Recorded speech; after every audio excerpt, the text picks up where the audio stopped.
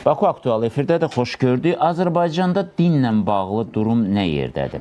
Əslində bizi narahat edən məsələ ikidir və bu iki məsələnin də müzakirəsinə ehtiyac duyuruq. Bu məsələlərdən birincisi və ən vacibi odur ki, bugün din pərdəsi altında pərdələnib, özünü dini xadim kimi təqdim edən bəzi insanlar müxtəlif təbliğatlara, xüsusən də xarici ölkələrin təbliğat maşınlarına işləyən təbliğatları yayırlar və bu çox ciddi bir milli təhlükəsizlik məsələsidir. İkinci bir anlaşılmayan tendensiya, əslində anlaşılandır. Çünki qlobal cəmiyyət üçün, qloballaşan dünya üçün xarakterikdir və illah da bu liberal dəyərlərin təqdim olunması təkcə şuarlar və yaxud da iqtisadi münasibətlər sistemi ilə deyil, həm də inanclar sisteminə təsirdir. Bu mənada yad adətlərin, mən buna adət deməzdim, buna inanc da deməzdim. Çünki bu heç inanc da deyil. Yəni, bürclə fala baxmaqdan tutmuş, müxtəlif mərasimlər qeyd eləmək, ruh çağırmaq, daha nə bilim, Halloween nə qədər zaten zərərsiz, kənardan zərərsiz görünən bir oyunların əslində bizim beyinlərimizdə dəyişdirdiyi ciddi bir kodlar var. Artıq dinə münasibətdə də çox qəribədir ki, sosial media üzərindən çox ciddi hücum var. Bu hücumun əsas kökündə duran nədir? Tutaq ki, fəaliyyətində, işində hansısa bir nöqsəni olan din xadiminin məhz bu mənfi cəhətini qabartmaqla insanları, yəni dinə olan inamını sarsıtmaq kimi meyillər var. Yəni, bunu kim eləyir, bunun arxasında kim durur? Bu suallarımız çoxdur və əlbəttə ki, məfhumatın hələ də 21-ci əsrdə olmamıza baxmayaraq öndə olması çox maraqlıdır və müzakirələr üçün kifayət qədər mövzudur. Qonaqlarımız Tural İrfan ilahiyyatçı, Elşad Miri dinşünas, Fazil Əhməd ilahiyyatçı, psixoloq. Xoş gördük. Təşəkkür ederim. Elşad Mirinin bu günlərdə müsahibəsi çıxdı və yenə də yerindən oynayacaq. Mən buna dəqiq əminəm. Çünki birinci sualım belədir və əsas sualım bundan ibarətdir ki, Elşad Miri söyləyir ki, dindən xəbəri olmayanları özünü ilahiyyatçı adlandırırlar və yaxud da ilahiyyatla bağlı verilişlər aparırlar. Dini təhsili olmayanın dini veriliş aparması özü bir təhlükədir. Bunu deyəcəksiniz, kimi nəzərdə tutursunuz və s. Amma əsas məsələ odur ki, siz özünüz ərəbcə bilməyə ərəb məsələlərinə toxunursunuz, Qurandan statlar gətirirsiniz. Bəs onda burada kimdir haqlı? Məfhumatdan və xurafatdan bezmisinizsə, Elşad Mirinin YouTube kanalına abunə olun və paylaşın. Bu ittihamdır yoxsa iddia? Yox, bu dini komitənin sədr müavininin dediyi sizə istinadən ki, bəli, mən ərəbcə danışa bilmirəm, dili bilmirəm sözünü istinadən deyib ki, mən elə bilirdim ki, Elşad Miri bilir, amma bilirsiniz ya bilmirsiniz. Əlbəttə, bilmədən ilahiyyatçıların hər birindən bunu soruşa bilərsiniz ki, bizlər hamımız birinci kursdan etibarən ərəb dili dərsi öyrənirik. Bundan başqa da axırıncı kursa qədər də ərəb dilindən dərs fən veririk. İkinci bir məsələ, mən ilahiyyat fakültəsindən gəlməmişdən əvvəldə ilahiyyat kolleci oxumuşam. İlahiyyat kollecində də 4 il ərəb dili oxumuşam. Ondan sonra bakalavr, sonra magistratura, indi doktorantura. Bundan başqa bir də əvvəli var bunun mədrəsə. Bir də bizim Azərbaycanın ən böyük, tanınmış, Allah rəhmət eləsin, ərəb şunası Vasim Məmmədəliyevin müəllimi olan müəllimin adını Ələsgər Məmmədovun özündən şəxsən dərslər almışam. Yəni, bunu iddia edənlər absurddur. Çünki Gündüz müəllimin o dediyi məsələdə Gündüzün o verilişdən sonra, verilişdə çox pis vəziyyətə düşmüşdü. Həmin verilişlə bağlı sonra özünün iddialarını sosial şəbəkədə yazdı. Halbuki üzərimizdə, canlı yayında bunların heç birini demədi, desəydi də cavabını alacaqdı. Mən bu arayışı mütləq almalıydım. Çünki Elşad Mirini kifayət qədər də tanıyıram. Çox kifayət qədərdir. Təxminən 25 il var. Və 25 il ərzində elə bilirdim ki, ərəbcə bilir və sonra bunu mən oxuyanda mən də tərəddüd keçirdim. Amma yaxşı ki, bu aydınlıq gəldi. Əsas məsələyə keçək və mən istəyirəm Fazil bəy də buradadır və bizim Tural bəy də buradadır. Dini sahədə, dini təbliğatda problemlərimiz varmı? Məsələn, Elşad Miri hesab edir ki, dini təhsili olmayan insanların dini təbliğatla məşğul olması özü bir təhlükə mənbəyidir və burada bir məsələ də xüsusilə qabardılır. Bu da Seyid İnstitutu və yaxud da məktəbi. Fazil bəy, varmı Azərbaycanda ümumiyyətlə Seyid İnstitutu məktəbi doğrudan mı təhlükəlidir və yaxud da Elşad bəy biraz məsələni şişirdir? Mən hamınızı, həm izləyiciləri, həm sizi salamlayıram və qonaqları da salamlayıram. Təşəkkür edirəm dəvətə görə. Doğrusu, yəni Seyid İnstitutu deyilərkən nə nəzərdə tutulur, mən anlaya bilmədim. Çünki ilk dəfə eşitdiyim kəlmədir Seyid İnstitutu. Əgər bunu Elşad Miri bəy iddiasını verirsə, mütləq izahını da versin. Yəni belə bir institut harda yerləşir? O anlayışı mən dedim, yəni seyidlik məsələsini belə deyək. Əgər institut sizi əndişələndirdirsə, seyidlik məsələsi. Yəni belə bir ümumiyyətlə bu təkcə Azərbaycana aid olan bir məsələ deyil. Əslində bu Azərbaycanın hətta fəxri olan bir məsələlərdən biridir. Fəxri o mənada ki, bizim Bakının girəcəyində İmam Peyğəmbərin nəvəsi İmam Kazım Əleyhisselamın doğma qızı Həkimə xanımın qəbri var. Yəni bu deməkdir ki, ərəblər öz dəyərlərinə, yəni İslami dəyərlərinə lazımincə dəyər vermədilər və Peyğəmbər nəslini sürgün elədilər. Və həmin Peyğəmbər nəslinin bir çox nümayəndələri həm Ərəbistanın başqa ölkələri, məsələn İraqdır, İrandır, Türkiyədir və Azərbaycan kimi ölkələrə yayıldı.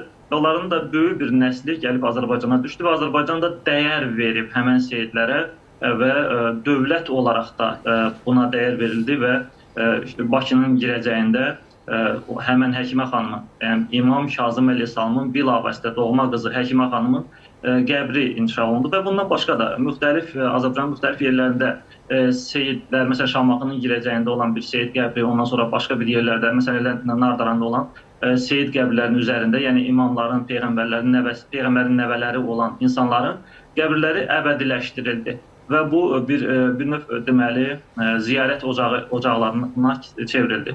Bu əslində dövlətin də deməli seyidləri dəyərləndirilməsi, peyğəmbər nəslini dəyərləndirilməsi deməkdir və dinimizə bir hörmətdir, bir növ hörmətdir və həm də eyni zamanda bu Azərbaycan xalqının o peyğəmbər ailəsinə məhəbbət ənənəsinin göstəricisidir. Yəni dövlət əgər tamam Həkimə xanım qəbrinin üstündə bir ziyarətgah tikirsə, bu şəxsi istəyi deyil. Bu görünür ki, xalqımızın özünün illərlə o peyğəmbər nəslinə olan hörməti, peyğəmbər ailəsinə olan hörmətinin göstəricisinin, yəni xalq olaraq göstəricisinin dövlət səviyyəsində nümunəsidir. Yəni Fazil müəllim, üzr istəyirəm, ziyarətgah bir təhlükəli yer deyil, bir pis şey deyil, dinə də zidd deyil, doğrudurmu? Bəli, tamamilə doğrudur. Amma deməli mən elə istisnasını bildirməli idim ki, bəli, Seyid adından istifadə edərək, tamam ki, hər hansı bir belə hallarla qarşılaşmışıq dəfələrlə və maarifləndirmə işləri də aparırıq. Tamam 4 dənə, 5 dənə daşı üst-üstə qoyub, onun üstündə bir yazı yazıb, bura Seyid ocağıdır, bura deməli iyanələr gətirin və ya nəzir qoyun deyə deməli insanları aldadan bəzi dələduzlar da var və biz həmişə buna qarşı çıxırıq. Tarixi olmayan, yəni xüsusi kitablarda adı qeyd edilən, Seyid sayılmayan, yəni bunun haqqında kitablar çap olunubdur. Dini komitə tərəfindən də təsdiq olunmuş kitablar var ki, məsələn, hansı Seyid doğrudan da Seyid şəgərəsinə gedib çıxır. Bu, yəni artıq ədəbiyyat var, mənbələr var və Seyidliyi sübut edən bir mənbə hesab eləmək olar. Aha, mən məlumatsız idim. Mən Seyidləri haqqında ayrıca bir kitab var. Azərbaycanda ümumiyyətlə gəlib düşən Seyidlərin gedib hansı imama çıxması haqqında xüsusi kitablar var və o kitablarda bunlar qeyd olunur. Amma əslində bunu biz heç vaxt bu cür təqdim eləmirik ki, bu bir imtiyazdır ki, cənnətə düşsün insan, xeyr qətiyyən. Yəni bir Seyid içki içən seyidlərlə rastlaşırıq, qumar oynayan seyidlərlə rastlaşırıq və s. Bu işdən görən mənfi obrazlı seyidlərlə rastlaşırıq bir sözlə, amma bu bizim üçün bir nümunə deyil. Sadəcə Peyğəmbər ailəsindən olduğu üçün onlara hörmət bəsləyirik, bu qədər.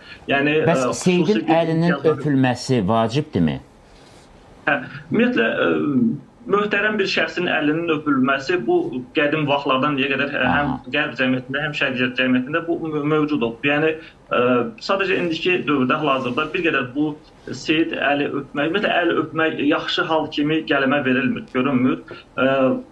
Və məsələn bir şəxs ki, onun duasının qəbul olması dəfələrlə sübut olunub. Dalım ki, Mir Möhsüm ağa barədə hətta vəzifəli şəxslərin onlara deməli üst tutması, mən hətta bu yaxınlarda gördüm, bəlkə də siz də qarşılaşmışsınız, möhtərəm deməli Prezident Heydər Əliyevin Mir Möhsüm ağanın ziyarətgahında getməsi, oranı ziyarət eləməsi, Mir Möhsüm ağanı ziyarət eləməsi, o çətin dövrdə, vəzifədə olduğu bir dövrdə ziyarət eləməsi və bundan da müsbət nəticə alması haqqında onun özünün bir reportajı var, onun özünün bir danışığı var, söhbəti var bu barədə. Deməli doğrudan da insanlarımız, istər vəzifəli şəxs olsun, istər adi insanlar seyid ocaqlarına üz tutub Allahdan onlara xatir, onların xatirinə, onların hörmətinə müəyyən şeylər istəmək ənənəsi bu elə qədimdən var və bundan müsbət deməli nəticə alanlar da var. İstər vəzifəli şəxslər, bayaq dediyim kimi, istər adi insanlar. Amma fırıldaqçılığı biz həmişə tənqid eləmişik. Ora gələcək, fırıldaqçılığa gələcək. Bu ayrı bir mövzudur, bu ayrı bir mövzudur. Amma deyirsiniz konkret ədəbiyyat var, sənət var, sübut var, kimin seyid olduğu bəllidir. Onda onların cəddi məsələsi də var da, belə bir anlayış. Cədd məsələsinə qısa bir məlumat verim. Bəziləri elə düşünür ki, cədd hardasa bir ruh deməkdir, qeyri-adi bir qüvvə deməkdir. Cədd ərəb dilində, ilahiyyatçılar da bilir, baba deməkdir. Yəni sənin cəddin var, o deməkdir ki, sənin bir kökün var, sənin baban. Yəni cədd tuta bilməz kimisə. Xeyr, elə bir şey yoxdur. Cədd bizim Azərbaycan dilində çox səhv anlaşılır. Elə bir başa düşürlər ki, cədd yəni bir ruh deməkdir, bir qeyri-adi bir qüvvə deməkdir. Hətta deyirlər də cəddim səni tutar. Belə bir deyim var. Yəni İnsanlarda da bir fobiya var buna qarşı. Halbuki yəni biz ilahiyyatçı olaraq dəfələrlə bunu bildirmişik müxtəlif görüşlərdə, seminarlarda, konfranslarda ki, bu cədd kəlməsini mənfi mənada başa düşməsinlər. Yəni başqa mənada başa düşməsinlər. O konfrans məhz seyidlərin cəddinə həsr olunmuşdu yoxsa? Yox. Konfranslarda bəzən bu sual meydana çıxır. Aydındır. Bəli. Aydındır. Çox sağ olun. Mən Elşad müəllimi dinləmək istəyirəm. Çünki bu məsələni iddiaçısı sizsiniz, amma Fazil müəllim çox maraqlı arayış verdi ki, bu hətta sənədləşib, elmi kitablarda da var. Sənədləşməyib, elmi kitab da deyil. Sadəcə kitab yazıla bilər ki, Dini Qurumlarla İş üzrə Dövlət Komitəsi, məsələn, babasıl duasına icazə verən kitab da çıxarıb. Yəni, bu günlərin bunu təsdiq eləməyimiz nə qədər doğrudur ki, bu doğrudur və yaxud da səhvdir. Yoxdur elə dua. Təbii ki, bu belə bir şeylər ola bilərmi? Ayıbdır, bunlar Qurana da zidd olan məsələlərdir. Hətta onu biraz daha iyrənc formaya da gətirib çıxarıbdılar. İnsanlar dua yazırlar, filan yerə aparacaq, bu böyüyəcək, kiçiləcək kimi ifadələr var. Ondan başqa seyid özü nədir? Seyid bu günlərin məsələn heç İslam dinində olmayan, Quranda da istifadə olunanda məsələn bir də baxırıq ki, seyid kim üçün istənilir? Peyğəmbərin özü üçün istifadə olunan bir müraciət formasıdır. Bundan başqa məsələn Quran-Kərimdə yenə başqa bir yerdə keçir. Orada bilirik ki, Yusif qissəsində olan bir hadisədir. Yusif də orada adı Quranda çəkilməyən Züleyxa adlı xanımın deyir ki, Potifar dediyimiz əri ilə bağlı işlədilən bir termindir. O da bir müraciət formasıdır. Yəni seyidi bu günlərin dini islamlaşdırıb təqdim edən insanlar bunu gətirib İmam Hüseynin nəslindən gələnlər üçün işlədirlər. İmam Həsənin nəslindən gələnlərə seyid demirlər, onlara şərif deyirlər. Yəni bu da Osmanlıların özündə yaşıl sarıqlar deyə bəzilərinin ortaya çıxmasına, vergidən imtiyazlı bir sinif olmalarına, hərbi xidmətə getməmələrinə gətirib çıxarmışdır ki, buna görə də müəyyən vəsaitlərlə elə şəcərələr çıxaranlar olmuşdu. Sonradan bununla bağlı araşdırmalar da aparılmışdı ki, bunlar sui-istifadə olunub hər bir zaman. Amma İslamda belə bir imtiyazlı sinif varmı? Heç bir zaman olmayıb. Peyğəmbər özü övladları ilə bağlı belə bir şey deyibmi? Xeyr, heç bir zamanda deməyib. Ondan başqa deyək ki, gələk, bəzən bunu istifadə edirlər ki, vəzifəli şəxslərin müəyyən yerlərə getməsi. Biz sekulyar dövlətik, dünyəvi dövlətik. Dünyəvi dövlətdə ölkə başçısı pasxanada təbrik eləyə bilir, xristiyanlara da, katolikləri də təbrik eləyə bilir. Eyni zamanda Azərbaycanda rəsmi qeydiyyatdan keçmiş qeyri-İslam təməllüllü dini icmaları da. Bunlar məsələyə teoloji baxımdan yanaşma deyil. Dövlətin hər kəsin həqiqətən dini baxışını qoruması ilə əlaqəli bir məsələdir. Tək onu deyil, məsələn, dini qəbul eləməyən ateistlərin də yanaşması ola bilər ki, bunu da elm adamı olaraq qəbul eləyər, simpozium keçirlər, müzakirə olunur. Yəni, dövlətin dini olmaz, dövlətin dini ədalətdir. Bu, başqa yanaşmadır. Digər tərəfdən seyid bəs niyə məsələn İmam Hüseyin nəslinə verildi? Çünki İmam Hüseynin xanımlarından biri həmin dövrdə ən güclü bir dövlət olmuş Sasanilər imperiyasının axırıncı hökmdarı 3-cü Yəzdügürdün qızı Şəhrubani ilə evlənməsi və həmin o övladından gələnlərə seyid adlandırılması ilə bağlı bir məsələdir. Biz deyirik ki, onlar ərəblər bunları qovdular, Azərbaycana gəldilər, bəli. O zaman belə bir sual çıxır ki, o zaman onları qoruyanlar kimlər oldu? İranlılar mı oldu? Farslar mı oldu? Yoxsa bu günlərin özlərini müxtəlif məzhəbə mənsub adlandıranlar mı oldu? Yəni ona görə mən deyirəm ki, biz bütün bunları hər bir şeyi kənara qoyub Allah yanında yeganə üstünlüyün təqva, yəni Allaha qarşı məsuliyyətli olmaq olduğunu bildirən ayəni əsas almalıyıq. Və İslamın da yeganə mənbəyi digər hədislərdir, rəvayətlərdir, nağıllardır, kimlərin sözləri deyil, ancaq və ancaq Qurandır. Qurana baxdığımız zaman da hardasa orada hansısa peyğəmbərin bir imtiyazlı sinifini görmürük. Eyni məsələni Yahudilikdə görə bilərik ki, bəzən onlar Kohen deyirlər. Bəli. Kohenlərin məsələn özlərini də müxtəlif deyək ki, Harunun nəslindən gəldiklərinə görə müxtəlif imtiyazlı bir sinif olaraq qəbul edirlər. Halbuki İslamda yenə dediyim kimi hər kəs fərdidir, hər kəs etdiklərinə görə cavabdehdir. Quran-ı Kərimdə ayədə bildirir: "Fəmən yəməl misqalə zərrətən xeyran yerə", kim zərrə bir miqdar xeyir iş görübsə onun əvəzini alacaq, kim zərrə bir miqdar pis iş görübsə onun əvəzini görəcək. Və insan başqa bir ayədə də deyir ki, etdiyi əməlin girovudur. Biz əməllərimizə görə cavab verəcəyik. Yoxsa mən öz nəslimi seçmirəm. Mən millətimi seçmirəm. Oranın ziyarətgah olması, insanlar... İslamda ziyarətgah da yoxdur. Peyğəmbərin özünün sağlığında 6 övladı vəfat elədi. 3 xanımı vəfat elədi. Yaxınları vəfat elədi. Onun vaxtında hər hansı bir ziyarətgah oldu mu? Yaxud Məhəmməd Peyğəmbər özündən vəfat eləmiş peyğəmbərlərin qəbirlərini axtarıb tapdımı ki, onları ziyarət eləsin? Yəni bunlar olmadığı halda biz bu günləri kimlərisə müqəddəsləşdirmək, bu sanki dində, dinin mahiyyətini başa düşmədən, şəxslər üzərindən, onların müqəddəsləşdirilməsi üzərindən qurulmuş bir yanlış mexanizmin ardınca gedirik. Sanki köynəyi yanlış düymələmişik və elə bilirik ki, digər düymələnmələrin hamısı doğrudur. Yəni biz baxmalıyıq, bizim mihenk daşımız Qurandır. Qurana uyğun gəlirmi, gəlmir? Qurana uyğun gəldiyi zaman bu doğru olmuş olur. Elşad bəyə retorik sual verim. İcazə versiniz, Elşad bəyə retorik sual verim. İcazəniz. Çünki əvvəla bunu deyim ki, Elşad bəy mən dəfələrlə debata çağırmışam, dinc bir debata, heç vaxt gəlmir. Politologlarla debata çıxır, amma ilahiyyatçılarla debata çıxmır, bilmirəm niyə. Yəni çəkinir ki, onun dediyi iddiaların cavabları veriləcək ona görəmi? Mən dəfələrlə Elşad bəyinin yaxınları mənə bildirlər. Deyir, ciddi almıram. Ondan birbaşa ciddi almır, ciddi almır. Yəni amma buradayıq, bir yerdə deyə bilərsiniz. Amma gəldi, heç etiraz da eləmədi. Və sizin də olacağınızı bilə-bilə gəlmişsiniz. İstəyirəm bunu bildirim ki, yəni siyasətçilərlə dini mövzuda debata çıxmağı ciddiyə alır, amma ilahiyyatçı, təhsilli ilahiyyatçı ilə təkcə mənə demək. Dünya Komitəsinin sədri müavini təhsilli ilahiyyatçı deyilmi?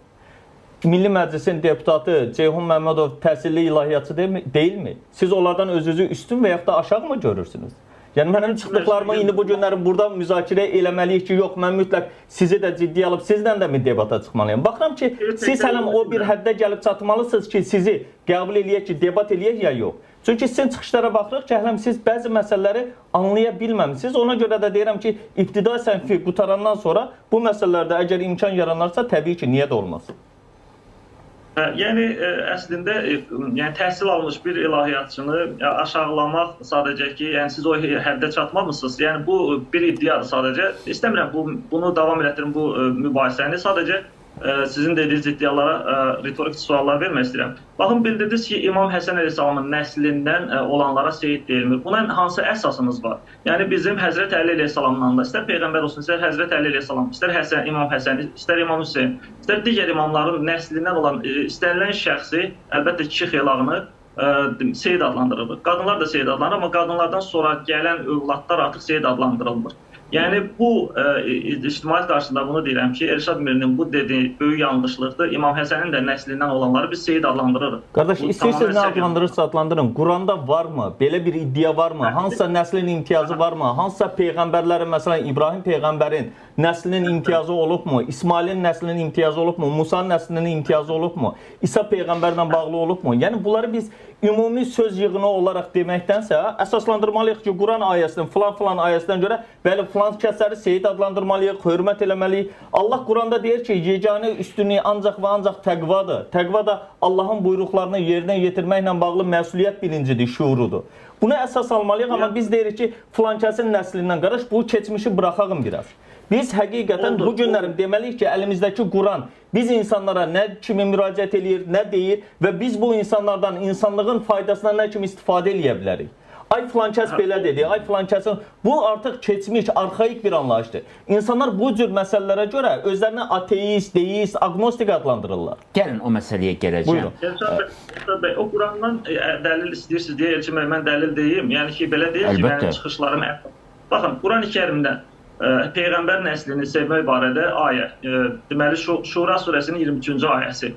Qullə əsəlukum əleyhə əcra. Ya Peyğəmbər, sənin bu neçə illik zəhmətlərinin müqabilində onlara denən, müsəlmanlara denən, sizdən heç nə istəmirəm. İllə məvəddətə fil qurbə. Təkcə Peyğəmbərin qohumlarını sevməkdən başqa, əqrabasını sevməkdən başqa. Bir daha deyə bilərsiniz həmin surəni? Bu Şura surəsi 23-cü ayə. Quran-ı Kərimdən O dəlil deyir. Şura surəsi 42-ci surə. Açıram, baxın. Yox. Aha, 23-cü ayə. Bəli. Qoy mən tam bitirib, Buyurun, sizə buyurun, izah verim. buyurun. Yəni siz dəlil istədiniz ona görə. Şura surəsi 23-cü ayə Allah buyurur ki, "Qul əsəlukum ya peyğəmbər, bu 23 illik əziyyətinin müqabilində onlardan heç nə istəmirəm. Təkcə sənin peyğəmbərin qohum əqrəbasına sevgidən başqa, açıq-aşkar məhəbbətdən istəyir. Bu bir. İkincisi, deyilir ki,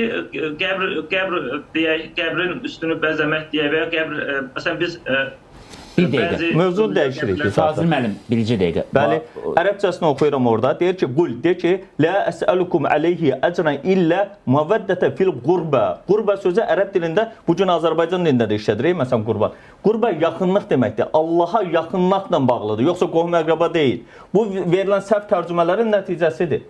Ona görə götürüb, xeyr mənim deyil, bu ərəb dilini biləndə qurba sözü, qurba... Bilirsiniz, ərəb dilini bilirsiniz, amma mükəmməl bilmirsiniz. Bax, fil qurbə sözünün mənası, fil kəlməsi orada işləndir. Bəli, fil hərfi cərdir, hərfi cərdən sonra da gələn hər hansısa bir kəlməni kəsrə eləyir, düzdürmü? Bilmirsiniz deyirsiniz, yəni bu iddiaları gəlin özünüzə saxlayın, da olarmı? Baxın, əgər bu canlını izləyən ərəb dili bilənlər varsa, çox gözəl bilirlər. Tural müəllim buradadır. Gəlin icazə verək, Tural müəllimə indi söz verim, o qəbir məsələsinə də qayıdacaq. İkinci dəlildə deyim, buyurun. Bəli, buyurun, ikinci dəlildə deyin. O ki, deməli, ziyarətgahların Quranda olmaması. Əvvəla, Elçin bəy, bunu sizə deyirəm, Elşad bəy bütün çıxışlarında, son illərin çıxışlarında yalnız Quranı yeganə mənbə kimi göstərir. Halbuki, Quran-ı Kərim yeganə mənbə olsaydı İslam üçün, onda Quran-ı Kərimdə olan bir çox detallar belə deyim də izahsız qalardı. Məsələn, haram aylarda bu işləri görün və ya haram aylarda bu işləri görün. O haram ayların haqqında Quran-ı Kərimdə heç bir məlumat yoxdur.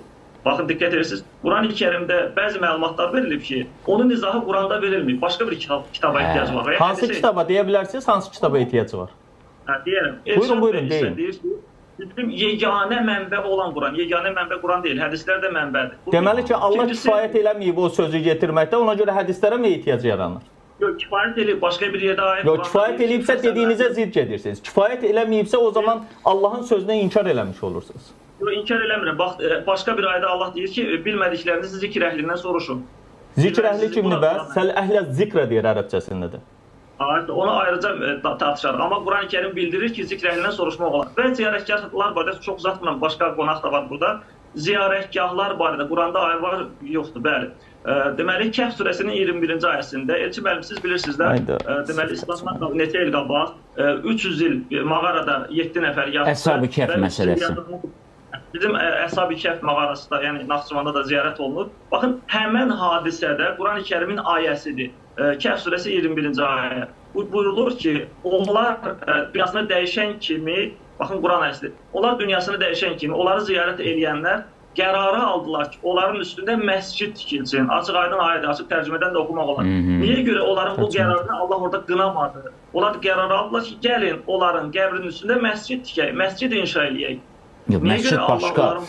Mən indi o detalları bilmirəm, amma hər halda məscid tikmək hardasa özü yaxşı işdir ki, məscid nədir? İnsanların gəlib... Mən onların qəbrinin üstündə ziyarətgah olaraq... Fərqi yoxdur. Ziyarətgah başqadır, məscid başqadır. Yəni, ziyarətgah mı deyilib tikilsin, yoxsa məscidmi?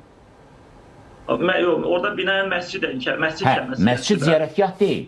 Məscid hamımızın getməli olduğumuz və yaxud da ürəkdən istədiyimiz, getdiyimiz bir yerdir. Ziyarətgahla məncə məscidi ayıraq. Olarmı bir dənə o biraz əvvəl deyilən ayəni? Yəni məscidlə ziyarətgah ayrı şeydir. Super, gözəl. Elçin bəy, orada biraz əvvəl deyildi, məsələn ki, 42-ci surənin ki, məsələn deyəndə Şura surəsinin 23-cü ayəsində ki, qohum əqrabadır, mən dedim, yox. Məsələn, bu sahənin ömür boyu 30 cildlik təfsirini yazan, 23 cildlik, ərəb dilini mükəmməl bilən professor, doktor Bayraqdar Bayraqlının tərcüməsini oxuyum icazənizə. Deyir orada, de ki, mən buna qarşılıq sizdən bir əvəz istəmirəm, ancaq Allaha yaxınlaşdıran sevgini istəyirəm. Burada qohum əqrabadan danışırmı? Məsələn, deyirik ki, mən səhv tərcümə elədim. Buyurun, bir dənə də tərcümə sizə əlavə. Hələ bunu artıra bilərəm, bir 10 dənə də belə tərcümə verə bilərəm. Muhammed Əsədi verə bilərəm, başqa professor Mehmet Okuyanı verə bilərəm. Yəni, deyəndə bir şey bir tərəfli deyil. Siz kimin tərcümələrini verə bilərsiniz, məsələn? Bəli, bəli. Məsələn, bizim Azərbaycanlı həm müfəssirdir, təkcə tərcüməçi deyil, müfəssir. Ayətullah Təbatəbai, bizim alimlərimizdir. Təriqət məsələsinə toxunmayaq. Tərəqqata girdi də, Təbatəbai tərəqqat. Bilmirəm, mən İranın Ayətullahdısa İrandandır da. Hə, gəlin tərəqqət məsələsinə toxunmayaq. Bu, yəni din daha ucadadır. Deyil. Necə deyil, məzhəbdir də. Hər hansı bir təriqət nümayəndəsidir. Xeyr, bu tərəqqat nümayəndəsi deyil.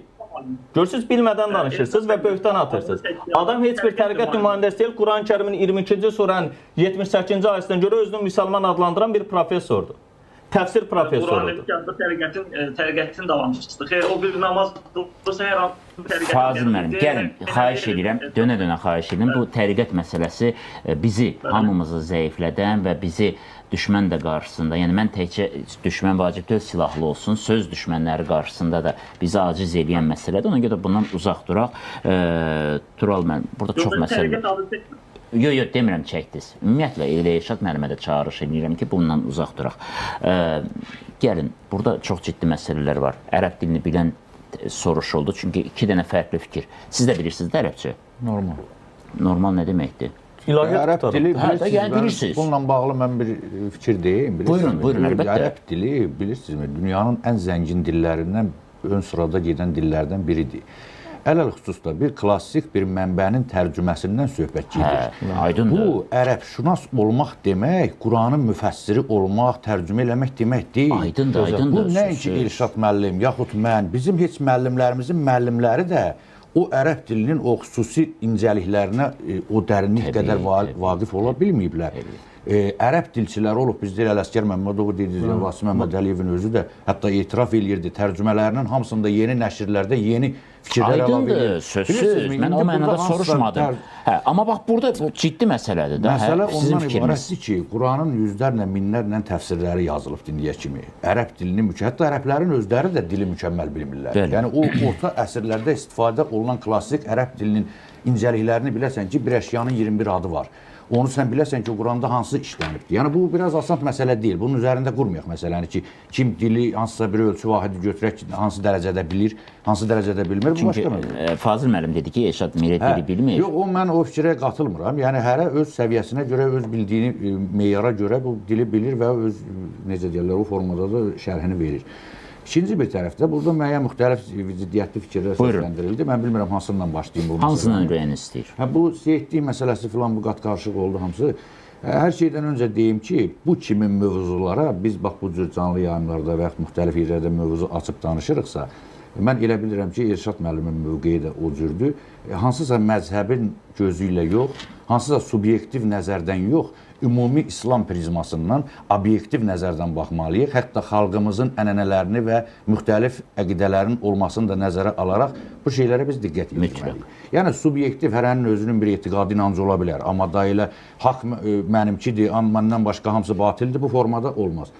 O ki, qaldı bu seyidlik məsələsi, birinci reallıq ondan ibarətdir ki, bizim xalqımız bu ənənəni formalaşdırıbdır. Bu Səfəvilər dövründən sonra əsasən formalaşıbdır.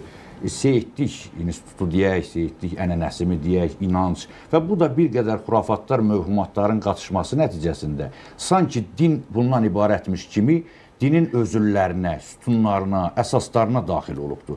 Bir çox bizim avam insanlarımız bəlkə də seyidləri Allahdan üstün hesab edir. Yəni, elə inancda olan adamlar var.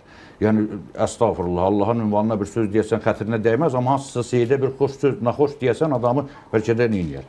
Yəni, bu şeyləri gəlin biz aydınlaşdıraq, görək bu nədir? Bunun mənbəyi bizim İslam dinimizdimi? Yoxsa bu kim bunu bu hala salıbdır?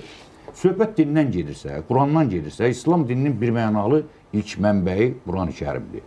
Quran-ı Kərimdə, Quranın özündə Allah deyir ki, hələ bir onu bunu qoyaq qırağa, hədisi, onun təfsirini, bunun tərcüməsini qoyaq qırağa. Ümumi hamının qəbul etdiyi bir meyyar var ki, Quranda Allah buyurur ki, mən Quranı və mizanı indirdim sizə. Mizan nədir? Bizim dildə də işlənir. Bəli. Meyyar, ölçü, tərəzi, məntiq, ağıl. Deyir, fikirləşmirsinizmi? Dəviyə baxmırsınız nətər yaradılıb, dağa baxmırsınızmı necə kəldilib? Yəni, bir ağlınızı işlədin. Da düşün, hamıya kitab gəlməyib ki, Çinə kitab nazir olmayıb ki, bunlar da var. Təbii ki. Düşünün, indi burada nədir? Söhbət mövzu seyidlərdən gedirsə, Bəqərə surəsinin sonuncu ayələrində bir yer var. Deyir ki, lən fərriqu beynə əhədi min rusuli. Biz, Allah Taala buyurur, rəsullar arasında, peyğəmbərlər arasında heç bir fərq qoymadıq. Yəni, İslam dininin bir özəlliyi də ondan ibarətdir ki, insanlar arasında bərabərliyi tərənnüm eləyir. Və bu bərabərliyi də birinci kim göstərməlidir? O gələn peyğəmbərlər. Da peyğəmbər öz qohum əqrəbasını üstün tutub mənəmlik eləyəcəksə, bunu bir xüsusi seçilmiş bir tayfa kimi gündəmə gətirəcəksə, bu hansı bərabərliyi cəmaatda tərənnüm eləyə bilər ki, ay cəmaat, siz qohumbazlıq eləməyin, yerlibazlıq eləməyin, məsələn, bu cür gedin. Bu bir tərəf. İkincisi də Allahın sözünü mən deyirəm, bu da öz fikrim deyil bu.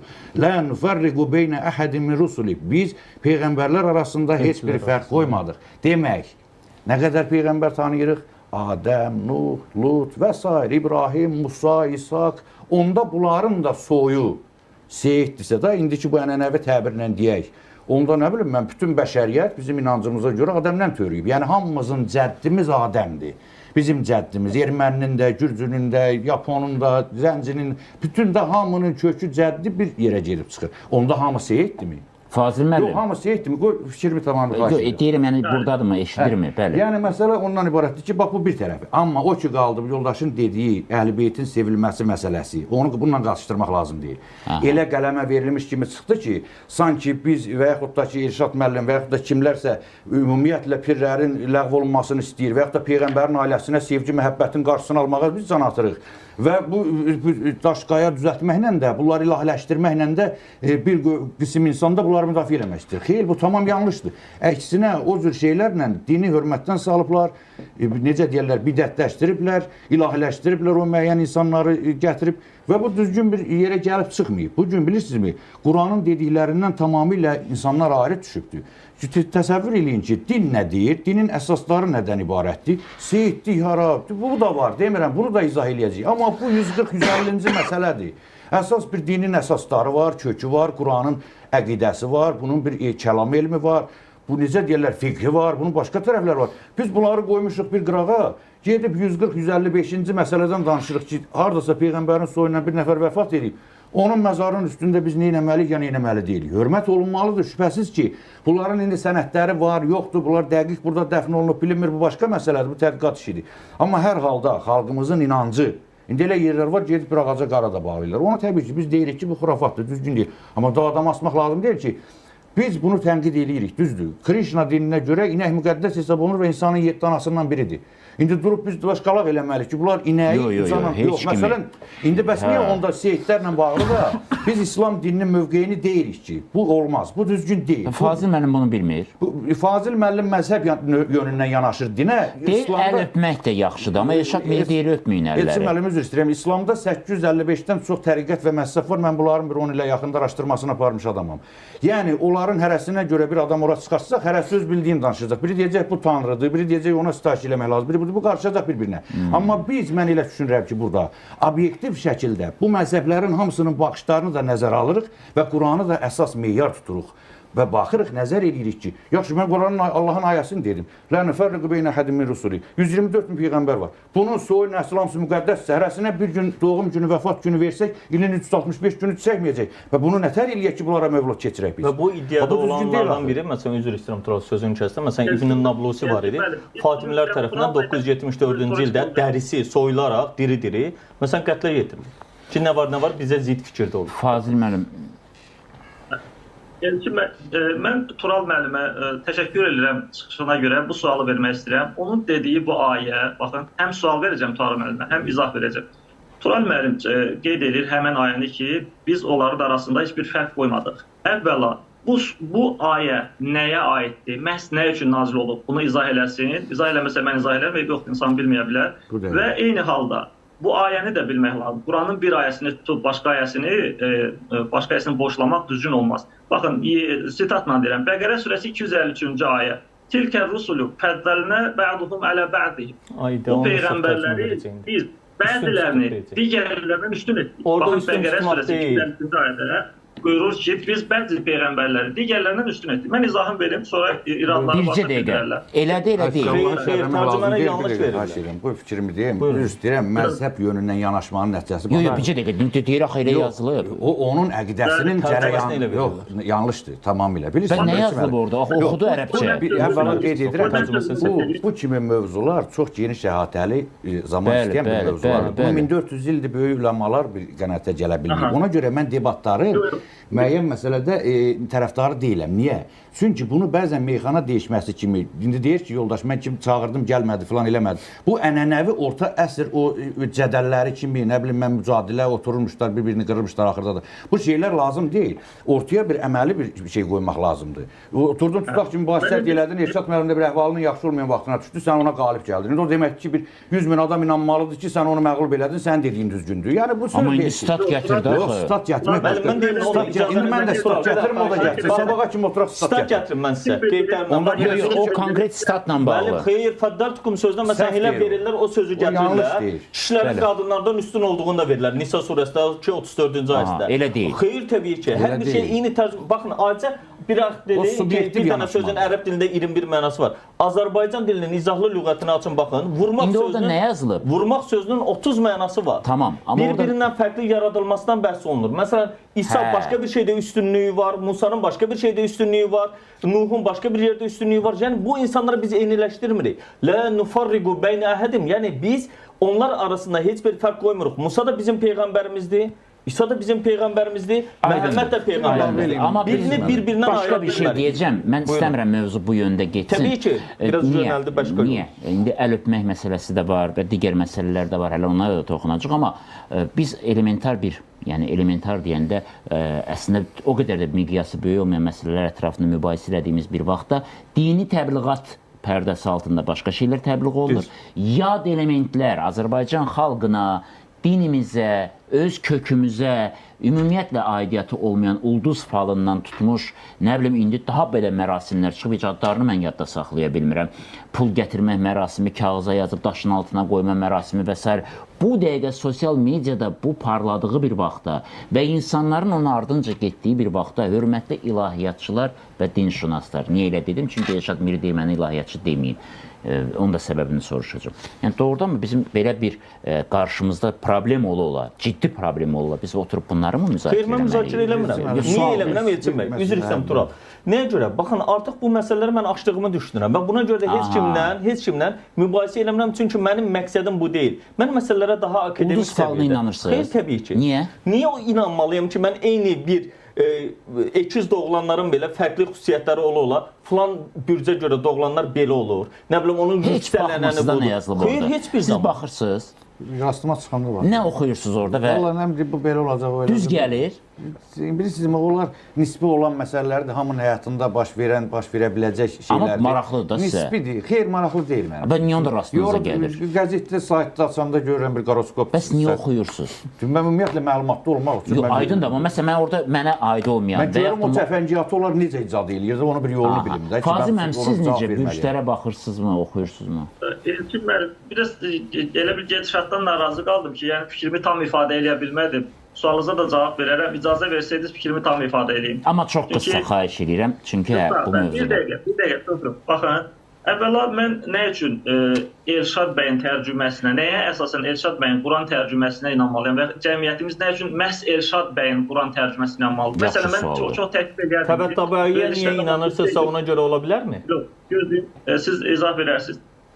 Məsələn, mən təklif eləyərdim ki, verilişdən qabaq bilsəydim belə olacaq. Elçin müəllimdən xahiş eləyərdim ki, həm Vasif Məmmədəliyevin, həm digər alimlərin tərcümələrini də ortaya qoyardılar ki, bilinərdi ki, alternativ var. Onlar mən deyənləri yazıb. Bayaq qohumluq barədə də onlar mən deyənləri yazıblar.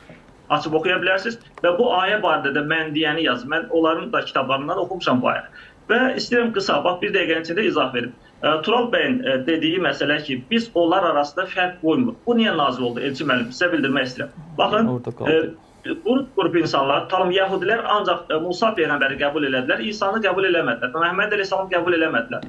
Ondan sonra İsa peyğəmbərdən sonra gələnlər də təkcə İsa'nı qəbul elədilər, Məhəmməd əleyhissalamı qəbul eləmədilər və tarix burada belə olub. O ayə ona görə nazil oldu ki, ayə ilə Allah bildirir insanlara ki, biz müsəlmanlar üçün bunların fərqi yoxdur. Hamısı peyğəmbərdir. Baxın, hamısının peyğəmbər olması barədə də həmən ayə ki, biz onlara fərq qoymuruq. Onda sual, Fazil müəllim, Tural müəllim bu sualda verdi ki, onda bütün peyğəmbərlərin nəslinə də seyid deyilməlidir və eyni qaydada ehtiram göstərilməlidir və ziyarətgah tikilməlidir, elədirmi? Baxın, bütün peyğəmbərlərin nəslinə deyəndə ki, peyğəmbərlərin nəslinin elə deyil. Baxın, deyirəm sizə, Quran-ı Kərim bizə deyir ki, Davud Süleyman peyğəmbərin vərəsəsidir. ata oğuldur. Onda niyə görə atadan oğula Vərəsə peyğəmbərlik başqa keçir? şeydir. Niyə görə Allah həm Davuda peyğəmbərliyi verir, Fazil həm mənim də sual Süleymanın başqaydı. uşaqlarına gəlir. Başqa şey. Fazil mənim sual başqaydı. Çox üzr istəyirəm. Yəni onların da nəslinə Seyid deyilməlidir yoxsa yox? Konkret ya hə ya yox? Yəni onlar bizim dövrümüzdə, bizim peyğəmbər dövründə yaşamadıqları üçün biz onlara Ya Harunun nəslindən gələn kohenlər var da. Sizin xəbəriniz yoxdur sadəcə. Onlar bir ayəni oxuyum icazənizlə. Buyurun. Baxın, Vasim Məmmədəliyevdən deyir, Allah rəhmət eləsin. Mənim həm müəllimim olub, Bəli, bəli. həm də bəli. magistraturada Böyük elmi alimimiz. rəhbərim olubdu. İndi orada bir dənə Azərbaycan dilinə Ziya Bünyadova və Vasim Məmmədəliyevə aid olan bir tərcüməni oxuyuram. Quran-Kərimin 78-ci surə olan Nəbə surəsinin 33-cü ayəsi. Tərcüməni verirəm. Deyir, sinələri yenicə qabarmış, dolmuş, tumurcaqlanmış, gözəllikdə və məlahətdə bir-birinə bənzər həm yaşıd qızlar veriləcək cənnətdə. Yəni bunu, amma mənim tərcüməmdə odur ki, və kavaybən atrab sözünə nə orada sinə sözü var, nə qız sözü var. Heç bir aidiyyatı yoxdur buna. Orada innə lil muttaqinə məfəzə deyir. Müttəqilər üçün qurtuluş vardır. O zaman deyirəm, soruşuram, ərəb dilinin qrammatikasına görə müttəqilərin içində qızlar da varmı, xanımlar da varmı? Var. Varsa qızlara da qızlar mı veriləcək? Yəni bizim cənnət təsəvvürümüz budurmu? Üzr istəyirəm, başqa bir məsələlərə gəlim. Bir dəqiqə. Yəni indi deyirsiz tərcümə səhvdir. Əlbəttə. Bəs orijinalda nə veriləcək Orijinalda deyilir? verilib kavaybən atrab. Kavaybən atrab nədir? Baxın, ərəb dilində bir ayəni tərcümə ediriksə, kontekstdən çıxaranmarıq. Orada gəlir innə lil muttaqinə məfəzə hədəygə və anəbə və kavaybə atrabə və kəsən dihaqə. Gəlir ki, müttəqilər üçün, o yəni təqvalı insanlar üçün deyir. Qurtuluş yeri var, hədəyik, bağlar var, ənayib, üzümlüklər var və kavayb ətraf qoyuram, indi onu qıraq. Sonra deyir, bir kasa ilə dolu, məsələn, içəcəklər var və kəsən dihəqədir. Bəs burada qadını necə çıxartdın? Kavaybən ətrafən orada əldə edilən, həmin o torpaqlardan, üzümlərdən əldə edilən məhsulların bir-birinə oxşar olmasından bəhs olunur. Niyə? Çünki ətraf sözü başqa ayələrdə də keçir. Torpaqdan əldə turab sözü oradan gələn bir sözdür. Baxın, bu tərcümələri biz necə eləyək? Başqa bir tərcümə deyim icazənizlə. Deyir ki, orada ayənin tərcüməsində verib ki, əllərini, qollarına çarpaz kəsin deyir. Allah bu qədər zalimdirmi? Sonra Allah sanki bəddua eləyir ki, Əbu Ləhəbin əlləri qurulsun. Əbu Ləhəbin əllərini qurumaq üçün Allah bəddua mı eləyir? Yahudiləri lənətləyir bugünkü tərcümələrdə. Yahudilər niyə bir insan özü, öz xalqını seçə bilmədiyi halda niyə lənətlənməlidir? Sonra deyir ki, oğurluq edənin əlini qolunu kəsin. Qardaş, Tanrı niyə əlini qolunu kəssin ki, bunun ailəsinə, digərlərinə də zülm versin? Sonra deyirlər ki, zinanı edəni daşqalaq eləyən. Quranda daşqalaq da yoxdur, bunu hardan çıxarırsınız siz? Mən bugün bunlarla məşğulam ki, bugün bu Quran tərcüməsini elə bir bərbad vəziyyətdə insanlara təqdim eləyibdilər ki, biz həmin tərcümələrə görə fətvalar çıxarıbdılar. Namaz qılmayan hökmü nədir? Öldürülməlidir. Oruç tutmayan hökmü nədir? Öldürülməlidir. Dinini dəyişən hökmü nədir? Öldürülməlidir. Dindən dönüb özünü ateist hesab eləyən hökmü nədir? Öldürülməlidir. Niyə? Bunu məhzəblər verir. Quranın heç birində yoxdur bunlar. Mən bunun üzərində araşdırmalar aparıram, Quranı yenidən tərcümə edirəm ki, ay millət, biz düzgünlü insanlara təqdim edəyik. Bir məsələ deyim, Elçin müəllim, burada fikirlər şaxələndi, mövzular. Bu çox şaxələndi. Bir mövzunu bir yekunlaşdıraq, bu Seyidli ilə bağlı fikri mən yekunlaşdırım. Ümumiyyətlə, yoldaş deyir ki, bu cürdür. İndi müxtəlif yanaşmalar var, müxtəlif Hətta fikirlər var. deyir, əli də öpülməlidir. Olsun, qəbul edək ki, o yoldaş qəbul edir, onun məzhəbinə, əqidəsinə görə Peyğəmbərlər də fərqlidir, biri-birindən üstündür. Deyək ki, bu cürdür. Və Həzrəti bizim Peyğəmbərimizin də soyunun üstün tutulmasından söhbət gedib və onun dediyi kimidir, o qürbət ayəsi də o mənadadır ki, mənim xüsusi soy kökümü üstün tutun. Mirzəfər Bağırov da seyiddir, onun da qəbrinə bir pir düzəldək. Buna mən qarışmıram, bu öz yerində. Amma burada nə ortaya çıxır? Bu seyidlərə münasibət necə olmalıdır? Yaxşı, bu indi bir əqidədir, bu bir inamdır, müxtəlif insanlar bunu qəbul ediblər. Onu bütləşdirmək olmaz və təhqir də etmək olmaz. Hörmətsiz də yanaşmaq olmaz. Olmaz. İslam dilində pir yox. Hədə İrşad Miri. Onda bu insanlar bu gün mənim özümü ittiham edirlər. Yəni ki, mənə qarşı çıxırlar və təhqir edirlər. Sizin piriniz var, ocağınız piriniz. Biz elə şeylərə Mən bir qarşı. şey deyim, Elçin müəllim. Amma olubdumu nəslinizin ocağı? Babamın qardaşı ilə bağlı elə bir olduğu qeyd olunur, ancaq İndi hanı o? durmur artıq. Pul gətirmir də, gəlir gətirmir. Elşad müəllim əvvəldə qeyd elədi, bu demək ocaqlarla bağlı, ümumiyyətlə bunun hardan yaranması ilə bağlı. Bu məsələ bilirsinizmi, bu İslam gələn coğrafiyada, həmin ərəfələrdə ümumiyyətlə ərəblər arasında da belə şeylər mötəbər olmayıb. Yəni Həzrət İndi varmı ərəblərdə seyid? yoxdur. Yəni bundan Çox maraqlıdır ki, bəli, ərəblər peyğəmbər nəslindən çıxanların yanında ərəblərdə seyidlik yoxdur, amma Ərəbistandan kənarda hər yerdə var. Bicidir, gəl onu, niyə yoxdur orada bəs? İndi onu deyirəm də, yəni Hə. peyğəmbərdən əvvəlki peyğəmbərlərin dövründə də belə bir ənənə olmayıb.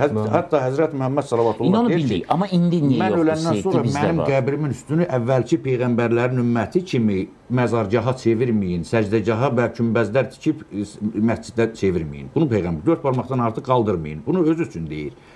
Deməli, burada məsələ nədən ibarətdir? Sonradan məlumdur ki, İslam dini, Sasani imperiyası məğlub oldu, Roma, Bizans çökdü və s. Bu, deməli, daxil oldu İslama bunlar. Və bu Sasanilərin uzun müddətlik dövlətçilik ideologiyaları Heç kim onu inkar və eləmir. bunlar nə edilər? Bunlar şahları ilahiləşdirirdilər. Bunların özlərinə məxsus xüsusi bir şahları, həm də bir ilahi sifət vermişlər onlara. Və bunu İslamın içində axtarmağa başladılar. Gördülər, İslamı yıxmaq mümkün deyil. Çindən bunlar şubiyyə təşkilatı yaratdılar və bunun üçün də işələdilər, tapdılar ki, Həzrət Peyğəmbərin 2 nəvəsini, Həsən və Hüseyn. Bunu da gördülər ki, yox, Həsən də alınmadı, bu xilafəti verdi o birisinə və salam. Bu xətti seçdilər ki, Həzrət Hüseynin də həyat yoldaşı Fars qızıdır, qutardı getdi. Bununla bunlar başladılar bunu ilahiləşdirməyə, hətta bu kümbəzlər tikməyə, bütün də seyid olan da, olmayan da hərəsinin üstündə bir kümbəz tikildi, başladılar bunu ilahiləşdirməyə. Amma həqiqi seyidlər var. Bir də gözü istəyirəm, bu fikrimi tamamlayım. Həqiqi seyidlər var ki, bunların məzarlarını da ziyarət eləmək olar. Onlar üçün xeyir dua da demək olar. Onların xeyir dualarını da almaq olar. İnsandır da şəcərəsi gedib Həzrət Peyğəmbərə çıxır. Buna hörmət eləmək lazımdır da. İnsanlar 6-7 nəsil əvvəlini tanımırlar. Təbii ki, indi bu tibbi bioloji cəhətdən də 7 nəsildən o tərəfə bu nəsil itir də. Bu bilirsiniz ki, bu da indi qarışır başqa millətlər. Mən bayaqdan onu düşünürəm, niyə ərəblərdə yoxdur? Yoxdur da bu ərəb. İndi bu deyəcək ki, ərəblər istismarçı olub, bu vaxt Əhl-i Beytə zülm eləyiblər, onları göndərdilər bura. Bu başqa mövzudur bunlar. Axı onların özlərinin içində də o seyidlər, elə öz içində özləri istifadə edirlər. Baxın, mən sizə bir şey deyim də. Bu kitabımı məsələn Azərbaycanda Dini Komitə qadağan edib. Bu Türkiyədə çap olunub, Azərbaycanda yasaklanan kitab və 4-cü nəşridir. Buradakı mövzulardan biri İslamda seyidlik yoxdur. Seyidlik. Bununla bağlı məhkəmənin tarixini bildirmədiyim halda bir də gördük seyidlər gəldilər. Və seyidlərin o məhkəmə anında yəqin çəkilişi də var. Elədikləri təhqiramiz hərəkətləri axırda polis içəri girib onları çıxartdılar. Və biz orada hakimə dedik ki, baxın, bizim İslamda yoxdur dediyimiz bu seyidlik anlayışı bax budur. Elşad müəllim, mən sizin bu fikrinə Fazil razı müəllim, deyiləm. bürclər məsələsi və yeni gələn inanclar, bunlar batildimi və dinimizə nə qədər ziyan vurur? Biraz da bundan danışaq. Biz ciddi şəkildə kənar düşmənləri, kənar qüvvələri qoyub özümüz öz içimizə düşmən axtarmayaq. Baxın, əvvəla bu məsələ bilirsiniz bir qədər ədalətli getmir fikirləşirəm. Yəni ki, az vaxt verilir mənim danışmağıma. Çünki iradların çoxu mənə qarşıda o mənada. Birincisi budur ki, Sizə neçə dəqiqə vaxt lazımdır iradlara cavab vermək üçün? 2 dəqiqə kifayət 3 dəqiqə sizə vaxt verin. Buyurun, cavab verin. Haqqınızdır. Baxın, seyidlik adlı anlayış yoxdur deyən adam göz qabağında olan şeyə yoxdur demiş kimi çıxır. Yəni hal-hazırda görürük ki, seyidlər var və onlara hörmət var. Yəni bu yoxdur deməklə o yoxa çıxan deyil heç vaxt. Bax bu sözün özü metodik olaraq səhvdir. Yəni yoxdur demək o deməkdir ki, yox idi birdən-birə kimsə çıxartdı ortaya. Axı var. 1400 ildir bu var və indi də var. Var olması göz qabağındadır. Siz yox deyirsiniz, amma yox olması göz qabağında deyil. Həqiqətən var. Bu bir. İkincisi, Tural bəy bildirdi, ilahiləşdirmək. Heç kim seyidləri ilahiləşdirmir. Və ilahiləşdirən də artıq o, deyək, heykəl qoyan var, büst təhsilli bir insan deyil. İndi elə də haqsız danışmaq olmaz axı bə. Təvaf eləyirlər Kəbə kimi, nə danışırsan sən? Yox. Bir şəxsiz ilahiləşdirməsi... Obyektiv danışaq da, gəlin həqiqətli olanları deyək.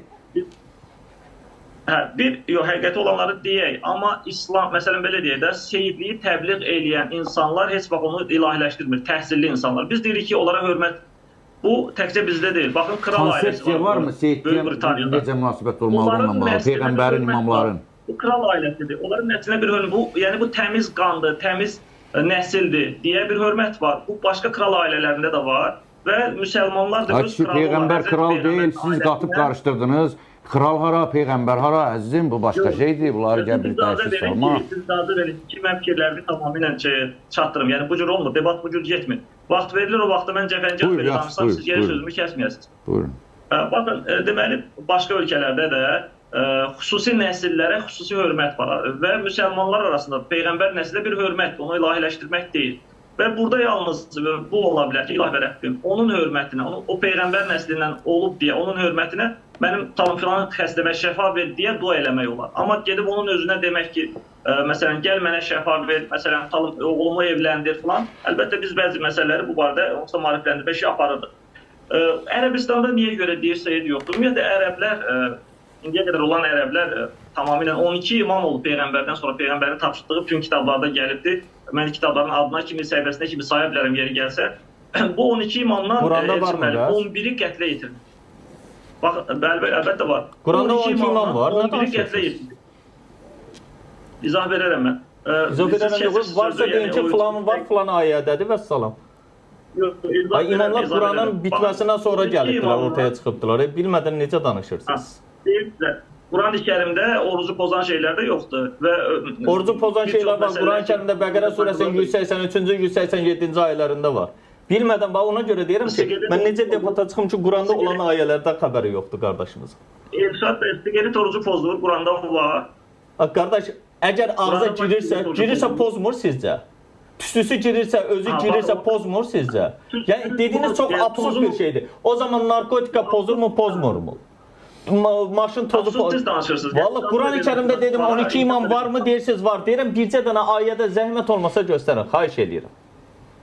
Baxın, ayə Peyğəmbərin haqqında olan ayədir. Ətiyullah, ətiyur Rəsul. Allaha itaət edin və Peyğəmbərə itaət edin. Peyğəmbərə demir orada, ətiyur Rəsul elçiyə itaət edin. Nəbi sözü ərəb dilində Peyğəmbər deməkdir. Rəsul sözü elçi deməkdir. Fərqini bilmiriksə xahiş edirəm, qarışdırmayaq. Elçiyə itaət edin kimi nəzərdə tutulur? Elçiyə itaət edilən kim deyil orada. Elçi birinci ərəb dilində Rəsul. Gedin müfrədata baxın, lisanul ərəbə baxın. Birinci növbədə Rəsul gələndə elçi vasitəsilə gələn sözdür birinci növbədə, söz. Çünki bugün elçi yoxdur, amma o söz, Quran mövcuddur əlimizdə. İndi Quran-ı Kərimdə varmı 12 imam? Bir dənə xahiş edirəm, bircə dənə ayə gətirin. Siz dediyiniz cümlələrə bir ayə gətirirəm. Deyin bir dənə zəhmət olmasın. Mən dedim, Quranda olmayan məsələlər var ki, Quran-ı Kərim ona işarə edibdir. Biri budur ki, Peyğəmbərin sözünə tabi olun. Peyğəmbər də Quran-ı Kərimdən başqa dediyi hədislər Quran qədər etibarlıdır. Əgər siz bunu qəbul eləmirsinizsə, onda Quranın izahlarını qəbul eləmiş olursunuz. Qardaş, Quran qədər etibarlı olduğunu dediyiniz hədis, məsələn, Buxaridir və Buxarinin özü Peyğəmbərdən minimum 200 il sonra yaşayıb və Buxariyə istinad edilən kitabın özü də Buxarinin ölümündən 470 il sonra Əl-Junini tərəfindən qələmə alınıb. Etməyin. Etməyin. Bu cür getmirdi. Bax, yəni mən tamamlamadım. Siz etməyin. Yəni siz yanlış. Yəni etməyin deməkdə, yəni demək istəyirəm ki, bilmədiyinizi danışmaya xahiş eləyirəm.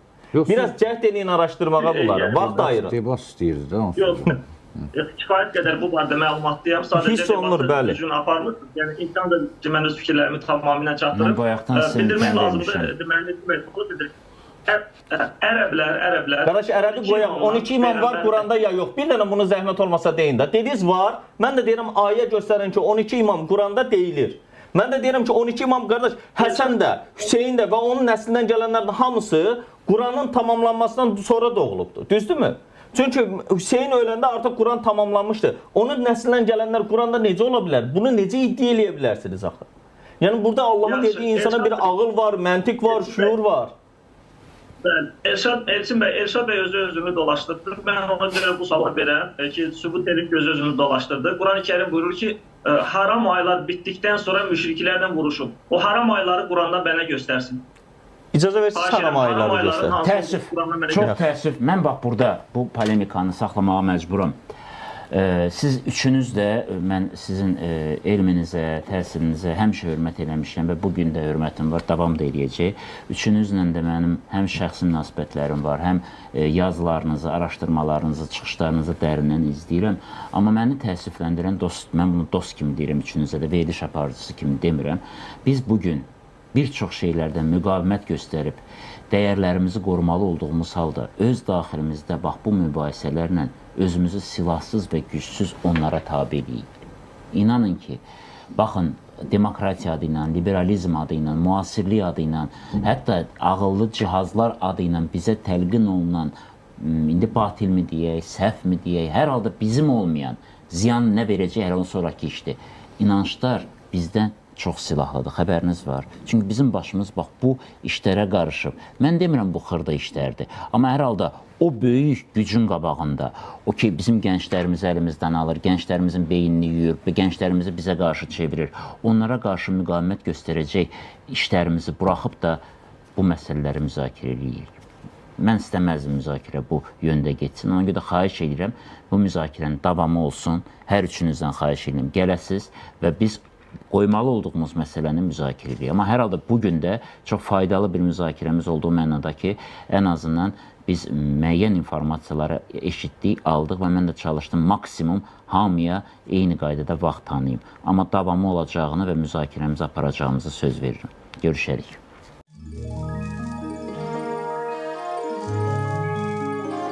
Bu cür videoların davamı üçün Elşad Mirinin kanalına abunə olmağı unutmayın.